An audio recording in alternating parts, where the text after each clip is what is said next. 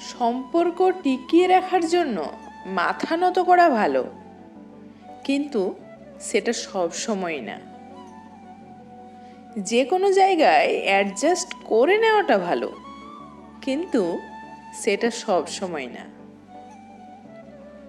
কখনো কখনো নিজের অস্তিত্ব বোঝাতে মাথা চারা দিয়ে উঠে দাঁড়াতে হয়।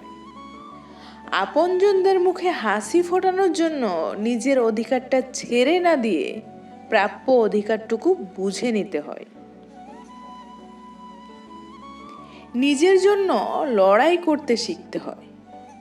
সবসময় তুমিই কেন মাথা নত করবে? সবসময় তুমিই কেন অ্যাডজাস্ট করে চলবে? সবসময় তুমিই কেন নিজের প্রাপ্য অধিকারটা ছেড়ে দেবে? সম্পর্কগুলো টিকিয়ে রাখার দায়িত্ব কিন্তু তোমার একার না।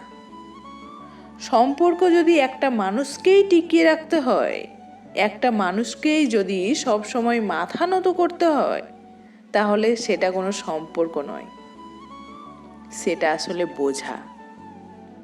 সম্পর্ক নামক বোঝা।